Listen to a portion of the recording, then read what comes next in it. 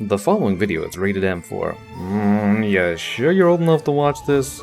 Viewer discretion is advised.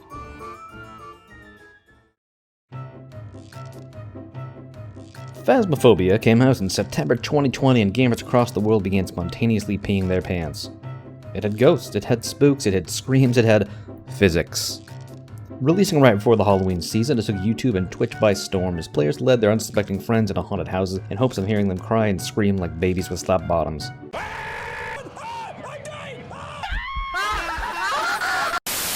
But like any good scary story, there are a lot of mysteries, a lot of urban legends, and a lot of lies that have been told about how the game works. A lot of lies that have led to a lot of deaths. Deaths by handsome men who run screaming at the top of their lungs while holding the crucifix in their hand and begging their friends to open the door.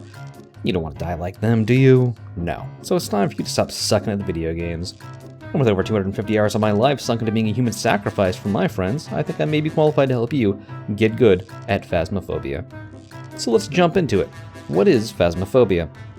Phasmophobia is a spooky, scary title developed by indie studio Kinetic Games. It's basically ghost hunters, where the ghosts actually kill you. You visit haunted locations with the guidance of this delectable but ultimately unhelpful Australian voice, tasked with things like walking willingly into a room with a murderous spirit that sees with the rage of the damned, determining and documenting their species, shoving a thermometer up a ghost, drawing circles, and getting locked in the house with the ghost while it hunts your ass down and all your friends laugh at your suffering. When you arrive, you'll be given a list of objectives on a whiteboard with a little bit of information about the ghost. Be sure to give that whiteboard a once-over. The Australian man spent a lot of time putting that together. Grab the key off the desk and head on inside.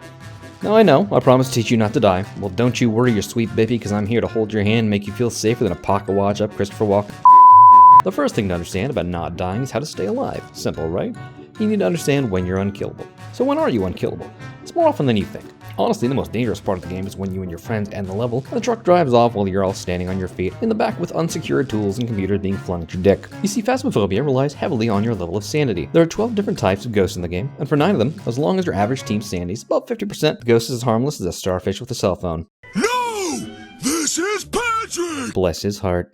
Doesn't matter if your team members are in the house or not, the sanity is calculated by your team's average.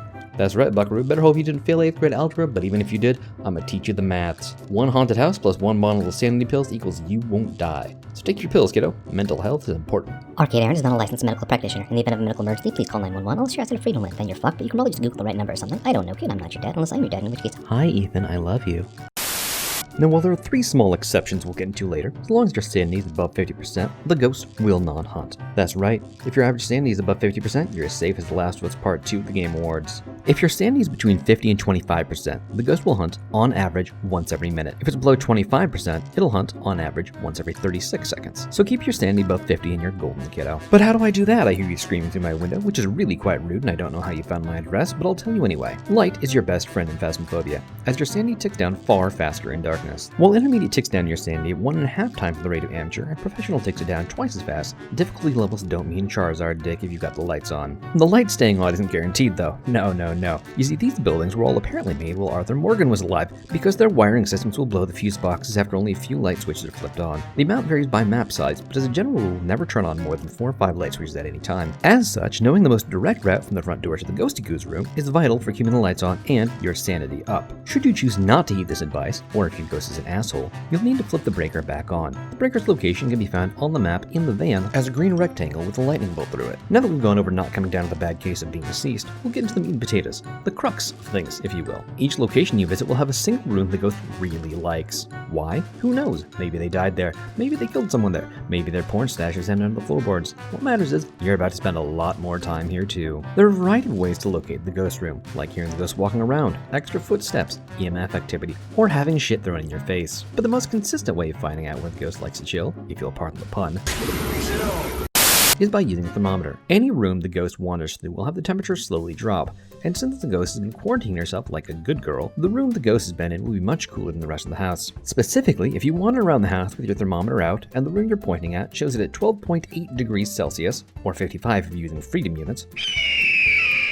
you're almost certainly in the right spot. Now that you've made a new friend that will be with you forever, it's time to play everyone's favorite game. What type of asshole am I dealing with today? There are 12 types of ghosts, which is really just a missed opportunity for a 13 ghost DLC. Come on, Kinetic Games, let's go, we got money to print. And each of those 12 ghost types has its own abilities and ways to figure out what type it is. Evidence can be documented in your journal, which is accessible by pressing J and then clicking the lovely double arrows in the bottom right to go to the last page. You can click the arrows to fill in the particular evidence types, and as you get more evidence, you'll narrow down the types of ghosts this particular asshole can be by clicking the arrows in the bottom. There are 6 types of evidence, and each of the evidences combines in a different way to identify what Old Man Smithers is dressed up as today. We'll come back to the different types of ghosts in a bit. So for now, let's talk evidence.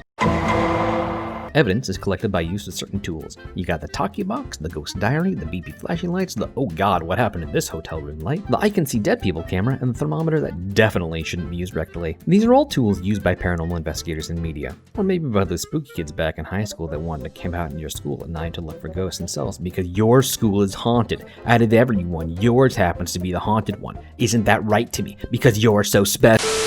First, let's go for freezing temperatures. Freezing temps can be detected when you see your breath in front of you, but a more reliable way is to use the laser thermometer. Yes, it's a laser thermometer, people. You point it at places and it tells you how hot it is. It's not detecting the friggin' temperature of the room you're in right now. The laser thermometer defaults to Celsius.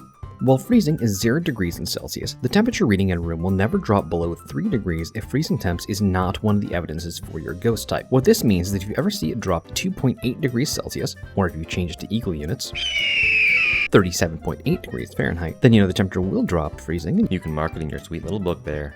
This also means that if the thermometer consistently drops to 3 degrees Celsius, or 37.9 degrees Fahrenheit, and no lower, freezing temperatures is not an evidence, so you can eliminate that one altogether. Second is ghost writing. This one's quite simple. You bring a ghost book in, drop it on the floor somewhere nearby, and ask it to draw pretty pictures for you. If this is one of your ghost card evidence types, it'll either do some coloring for you, maybe write a nice little poem telling you all of its feelings.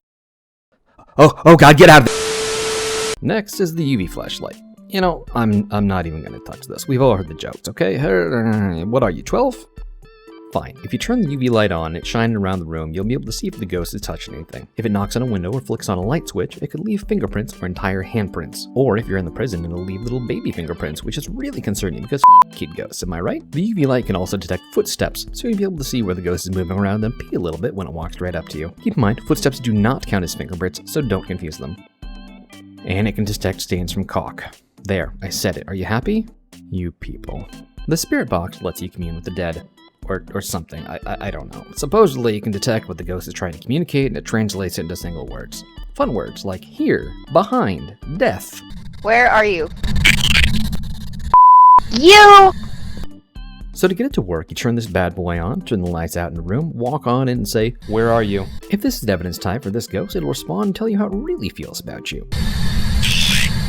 If it says anything at all, you can mark this down as evidence. Now this little flashy beepy booby device is an EMF reader, which stands for electromagnetic field. This thing can detect fluctuations in electromagnetic force when the ghost does anything. However, I cannot stress this enough, the number of lights only corresponds to certain types of activity. It is not a threat reader. This does not mean 3 lights means you're in more danger than 2. 5 does not mean, oh god, run. Let me give you a quick breakdown. 2 lights means the ghost is interacting with something. It's touched a light switch, it's knocked a painting over, it's turned on a sink, it's touched a door, turned off the fuse box, triggered a car alarm, or responded on a Ouija board. 3 lights means it's thrown something.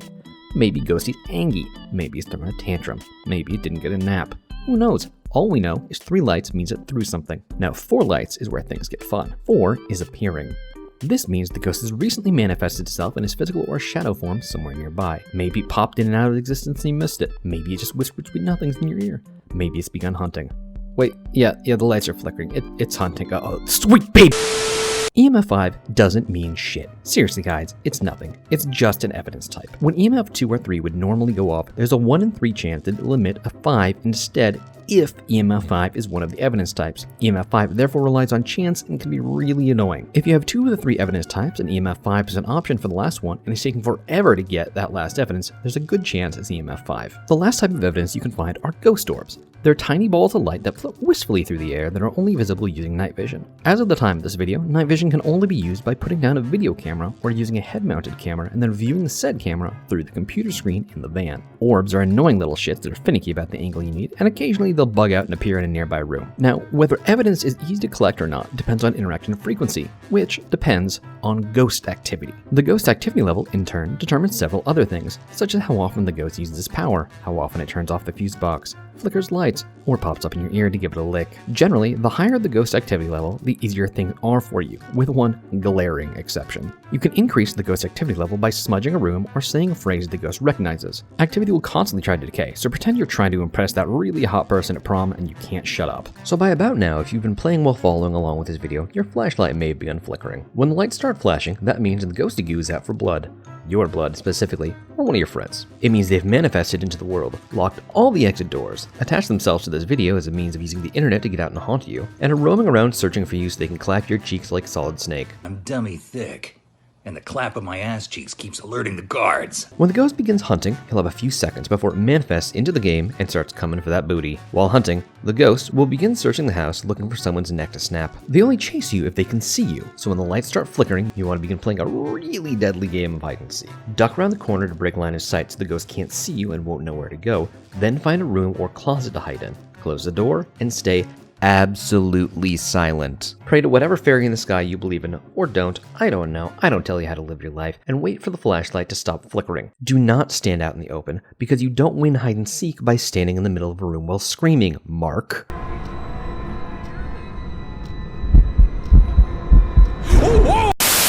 Now, technically, the ghost looks for your head, so you want to make sure you're ducking and your head is hidden from the ghost's view. But technicalities, am I right? It's not like this is the life or death situation. Your other option is to straight up run.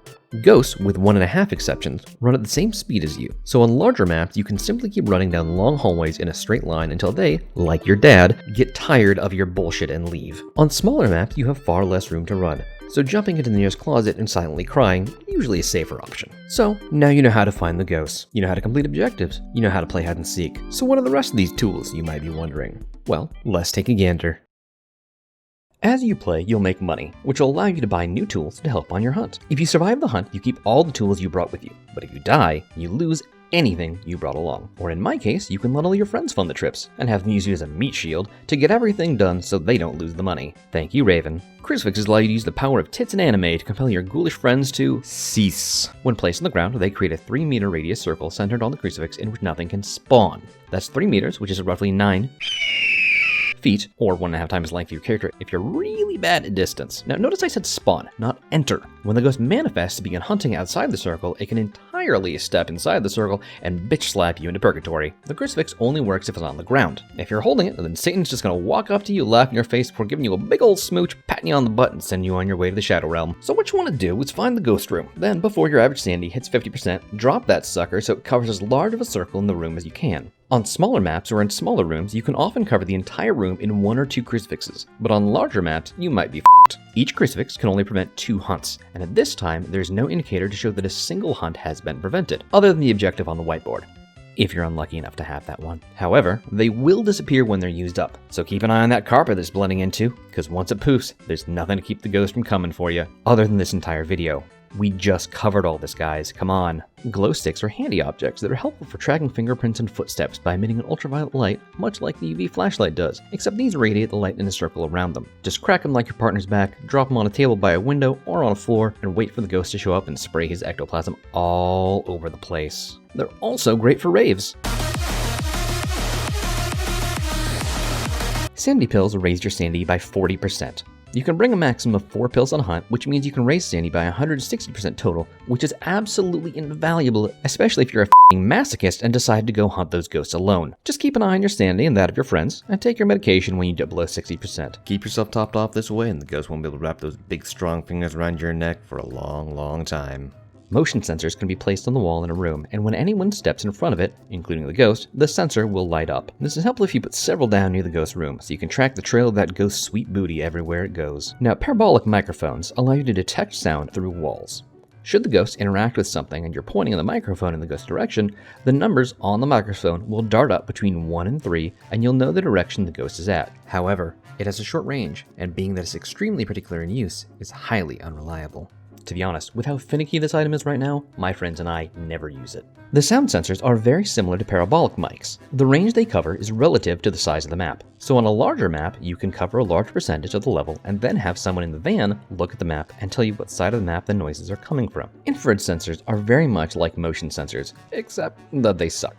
Well, mostly. You can put them on the walls in the ghost room to keep the room pretty well lit if the breaker goes out, or as indicators of where the ghost is moving around at. Salt is a lovely little tool that you can place on the floor into piles. If the ghost steps in a pile of salt, it can then generate footsteps, which you can snap pictures of for a little more moolah. It's especially effective against a wraith, which we'll come back to later. Smudge sticks are 8-inch long white sticks made of sage that look like bad things that YouTube will ban me for. Remember kids, drugs are bad. Pick one up in one hand, put a lighter in the other, switch to the smudge stick, press F, and voila, you've got yourself magic go-away smoke that'll keep that sucker from hunting you for 90 seconds. It'll also make the ghost trip out and increase the ghost activity level for the rest of the map. Ouija boards are fun. They spawn in 1/3 of all levels. If you find one, you can turn it on by right-clicking it. When it lights up, you can ask it a question like, "Where are you?"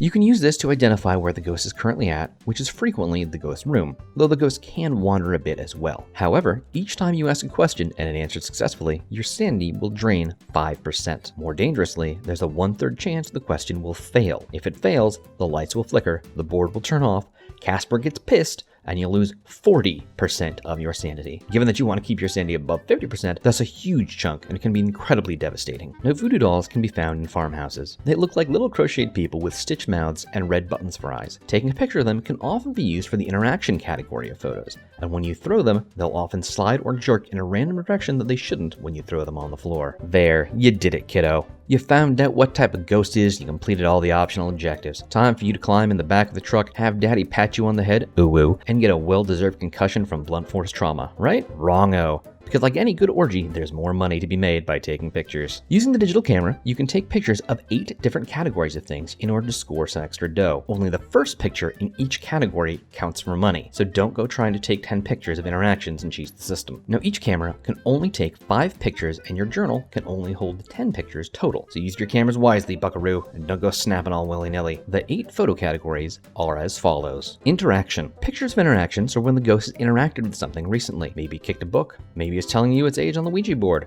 maybe it knocked over a painting, or told you to go f yourself in a book. Whatever it is, just take a quick picture and score yourself some cold hard cash. Bones. Each map has a bone hidden somewhere inside it. They're about 1/2 foot long and bright white. Generally they spawn towards the center of the room, but can occasionally be on top of a counter or radiator or stuck in a carpet. On small maps they're easy to find, but on large maps they're often not worth the extra effort to find, unless you have friends like mine that are assholes and insist on spending an hour scouring the whole high school for an extra $20.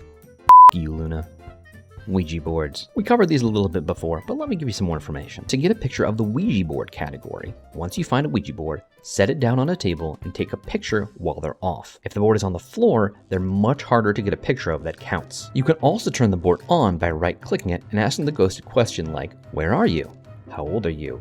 How many people are in this room?" Or, "What is the name of the person you killed?" While the planchette is moving in response to your question, you can also use this to get the interaction category completed. However, as mentioned before, this will drain your sanity, so only use it as a last resort if you can't get the interaction category otherwise. Fingerprints. If fingerprints are in evidence, you can snap a picture of them or of handprints. And who doesn't like quick cash that you don't have to scour the entire high school for, Luna? Footsteps. If a ghost steps in salt, you can use the UV light or glow stick to see footsteps on the floors. Footsteps are notoriously buggy, however, as floors themselves are buggy, so often you're better off leaving this category alone unless all the others have already been completed and you have spare pictures to blow. Dirty water. Ah, the fabled dirty water. The bane of many a ghost hunter's existence, to the point where even the developers made fun of you for trying to get a picture of it. Occasionally, the ghost will interact with a sink. This interaction is like any other interaction, but being that it's a random chance and can only happen if the ghost is near a sink, such as a ghost that's in a kitchen or bathroom,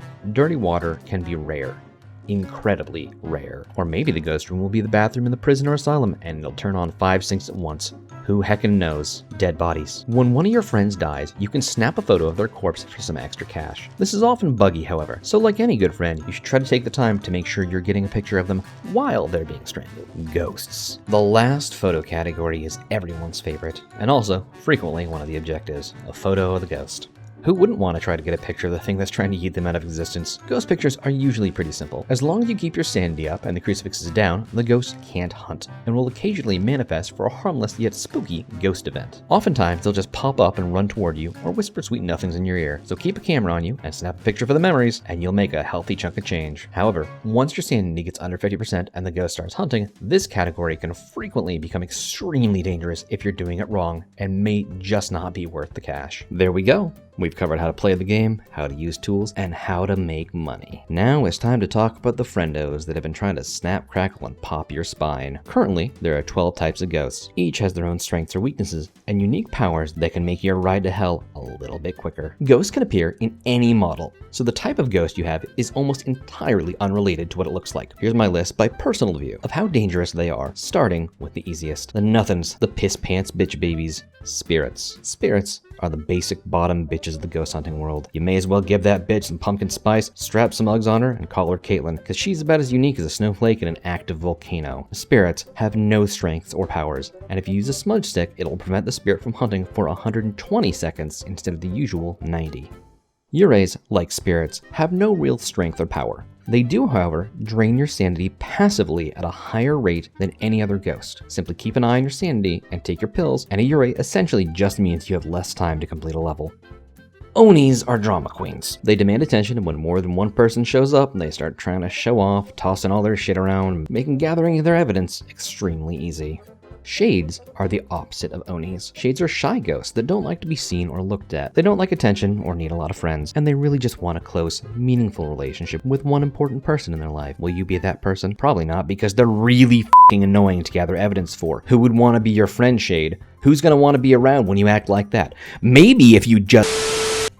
Phantoms. While all ghosts will drain your sanity while looking at them, phantoms will drain it twice as fast. They also hate having their picture taken, so while other ghosts will flicker in and out of existence during hunts every 0.3 to 1 second, a phantom will only appear every 1 to 2 seconds, making it harder to get a photo of. Phantoms also vanish if you take a picture of them, but this will not end a hunt. Also, phantoms have this fun little thing where they can assume the form of one of your friends. So if Bob's down in the van and you suddenly see him come out of the room that you just left, that might be a phantom. Poltergeists. Poltergeists are just angry babies. They have tantrums, screw with everything nearby, and throw crap all over the place. Poltergeists have a long range on things they can interact with, and looking at anything they've thrown can drain your sanity.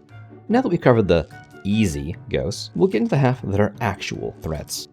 Jinn, or better known as genies, draw their power from energy sources, or in this case, the fuse box. If the fuse box is on and they see you, they'll run at you at Mach 10 to close the gap, at which point they'll slow down to your speed. On large maps, this makes Jinn mostly harmless, as long as you don't get caught on something while running away. Except their ability is that they fire off an EMP. When they do, everyone within 3 meters of the Jinn instantly takes a 25% hit to their sanity. You can, however, completely negate the Jinn's powers by shutting off the fuse box. This means less light though, and your sanity will drain faster, so generally you want to get candles in there ASAP, keep them lit, and get that fuse box turned off.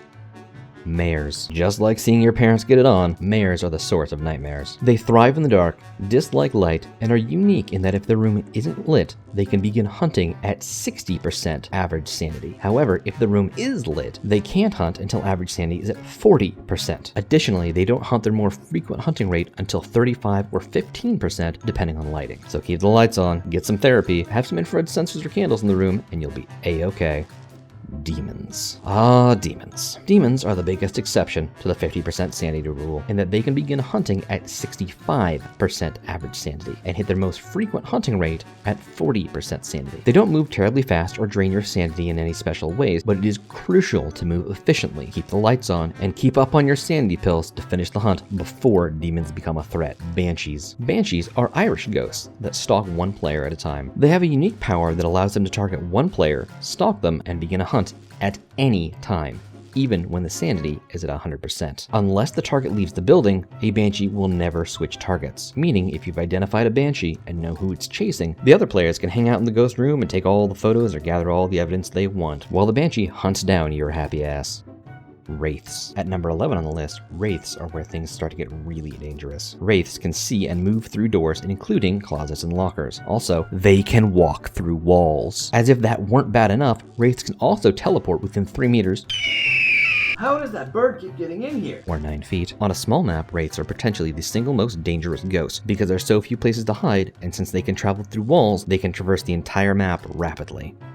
Revenants. Revenants are the absolute worst. Their sanity rules are the same as any other ghost, but when a revenant starts a hunt, it moves fast when it can see you. It's just a djinn that you can't shut the fuse box off on, and doesn't slow down when it catches up to you. If a revenant begins hunting while you're inside, quickly dive around a corner to break line of sight, duck into a side room, close the door, and hide in a corner where you can't be seen from the doorway. When a revenant can't see you, it will move very slowly, but with how fast revenants run, you won't have much time to get to a room, and if it can see you and you let it keep chasing you, it will catch up to you, and it will end you. In the end, there are a variety of type of ghost friends you'll make in Phasmophobia. Be sure to give them all a big hug. In addition to all these ghosts, during your stay in Phasmophobia, you'll visit exotic locales such as a small modern home, the other small modern home that used to have a dead body in the trash can out front, the other modern home that is objectively the best level in the game, the good abandoned farmhouse with the balcony, the bad abandoned farmhouse with the attic, your old high school, a perfectly normal asylum where nothing bad ever happened, a perfectly normal prison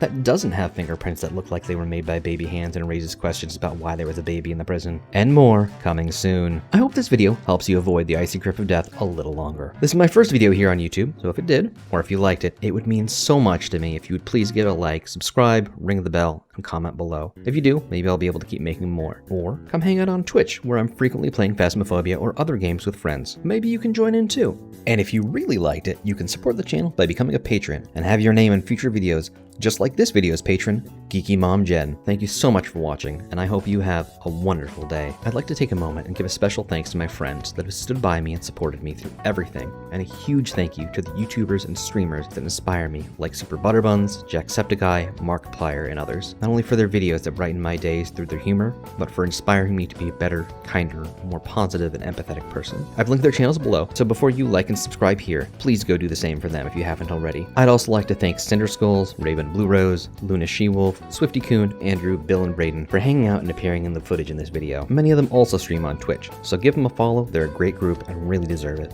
Temerity, Bear, EvlPrincess, CoralCharms, and any of my friends I haven't mentioned, thank you so much for being such great people. And everyone watching, thank you, and hopefully I'll see you in the next video.